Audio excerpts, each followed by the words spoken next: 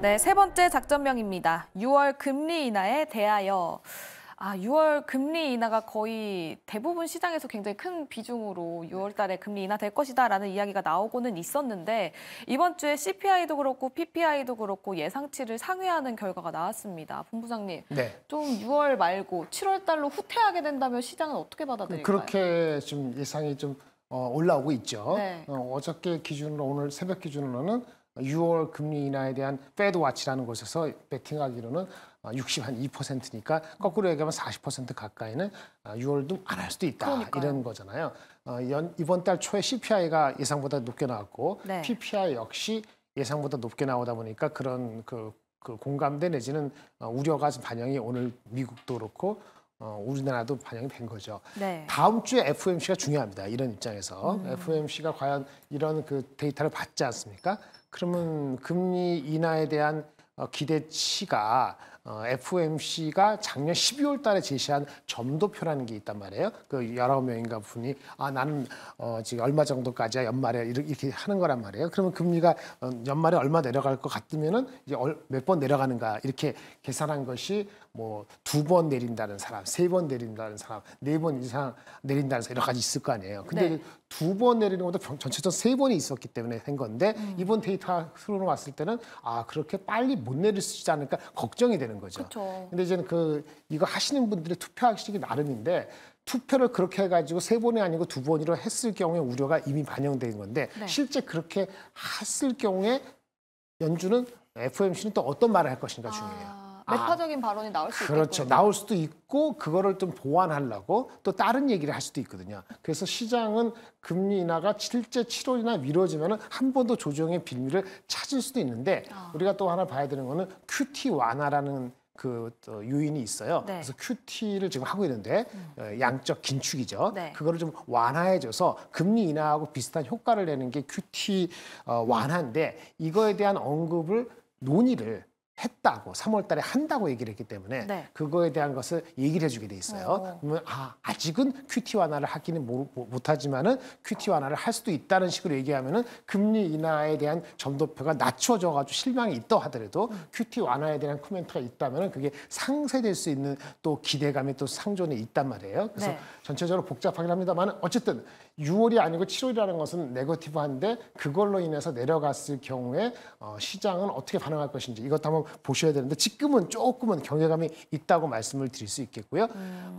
아마도 그 두 가지인데 PC 넘버를 본 건 아니잖아요. 네. PC 넘버는 다음 주 29일이 나오거든요. 네. 그러니까 제가 봤을 때는 그 연준에서도 PC 넘버까지 보고 다음 달까지 보고 나서 결정하자 해서 이번에는 점도표에서 그렇게 많은 사람들이 금리 인하의 점도표를 확 낮추기보다는 말로 좀 이렇게 좀 조절하는 그런 형태가 더 많지 않을까라고 생각이 들어서 우려보다는 그렇게 심각한 우려가 현실로 반영되지는 않을 것 같다는 생각이 좀 개인적으로 드는데요. 어쨌든 뚜껑은 열어봐야 되는 거니까 좀 경계심을 가지고 지켜봐야 될 것 같습니다. 네, FOMC까지는 좀 경계심을 가지고 지켜보면서 QT 완화에 대한 언급 이 부분을 꼭 체크해 보셔야 될 것 같습니다. 송가람 매니저님도 이번 주 CPI, PPI 결과를 보면서 많은 생각을 하셨을 것 같은데 어떻게 보십니까? 네, 본부장님 점도표 얘기를 해주셨는데요. 이 점도표 같은 경우에는 일정 추세를 가지고 움직이고 있습니다. 지금 최근 추세 같은 경우에도 일관적으로 지금 아직까지는 인플레이션이 심화가 되어 있고 아직 미국 경제가 완벽하게 회복되는 추세는 아니다라는 부분을 보여주고 있죠. 그렇기 때문에 지금 FOMC 같은 경우에도 예상되는 부분이 아무래도 어느 정도 매파적인 발언이 나오지 않겠느냐라는 예상도 나오고 있습니다. 여기서 투자자분들이 가장 궁금해하실 부분은 시장 전체적인 흐름 같은 경우에는 어느 정도 주춤할 것이다라는 예상은 나와 있는 부분이죠. 컨센서스에서 크게 벗어나지 않는 흐름이 나올 것이다라는 부분이 나와 있기 때문에 지금은 뭐 엔비디아 그리고 테슬라, 미국 빅테크들의 흐름 어떻게 될 것인가에 가장 촉각을 세우고 계실 것이라고 생각이 됩니다.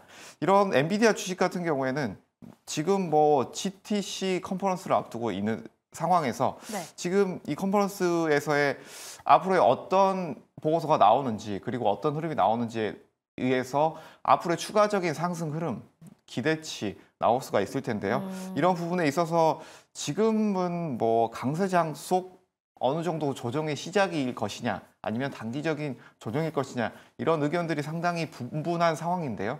이런 점도표를 보면서 추측을 해본다라고 한다면 지금은 강세장 속에서 단기적으로는 조정의 시작이 확실시 되지 않느냐라는 의견이 상당히 많이 나오고 있는 시기입니다. 그렇기 때문에 지금은 어느 정도 보수적으로 우리가 이런 부분을 체크를 해볼 필요가 있다라는 점 말씀을 드리겠고요. 그러면 여기서 엔비디아 그리고 테슬라 이런 이슈들을 체크를 해보면서 우리가 어떻게 대응을 해야 될 것이냐.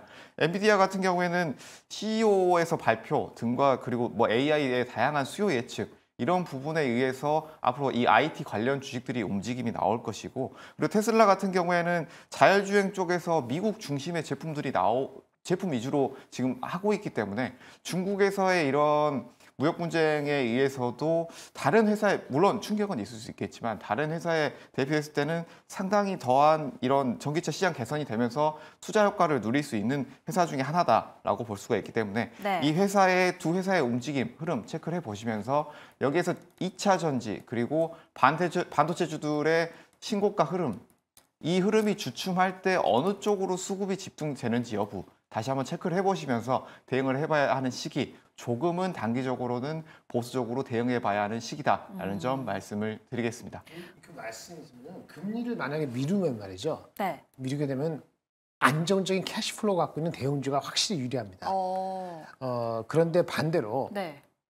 그 엔비디아나 그다음에 코파일럿 마이크로소프트가 다음 주에 이벤트 하는 게 20일이 있고 네. 있는데 그런 그 선두 업체들이 개발을 많이 하고 뭔가 액티비티를 뚜렷하게 보여주면은 그 관련되는 스몰 캡들이 움직여요. 그러니까 지금 대형주 금리를 인하를 하고 그런 그 이벤트가 좋으면 수용지가 아주 강한데 네. 금리가 인하하는 게 늦어질 거 하잖아요. 그쵸. 그럼 그거는 대형주가 유리한 캐시플로우 스테이블한 주식 가는 거하고 그다음에 엔비디아가 좋게 되면 하이닉 삼성전자가 많이 갈 거 같잖아요. 네네. 안 그렇습니다. 그 소형주 AI 관련되는 소프트웨어라든지 중소형주가 많이 가는 거거든요. 이게 두 오히려. 가지가 둘 다 어디 갈까 그러는 거예요. 네. 그래서 사실은 다음 주에 둘 다 좋으면은 다 가는 건데 네. 둘 다 안 좋으면은 더 깨져요, 코스피? 근데 둘 다 안 좋아도 버틸 수 있는 건 뭐였죠? 기업 밸류업이었죠.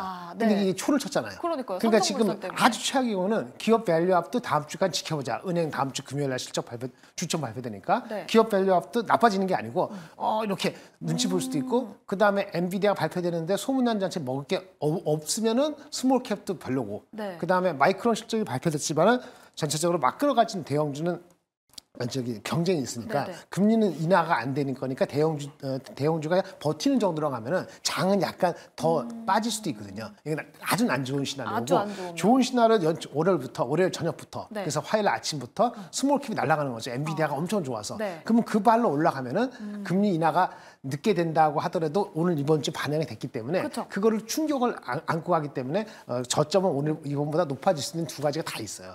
그래서 엔비디아는 중소 종목, AI 반도체 가는. 그다음에 금리 인하는 금리 인하가 늦어지는 건 안 좋은 걸 아는데 네. 금리 인하가 되더라도 아까 말한 것처럼 QT에 대한 언급이 있느냐 여부에 따라 가지고 충격을 완화하느냐 이걸 두 가지를 잘 보셔야 되는 거거든요.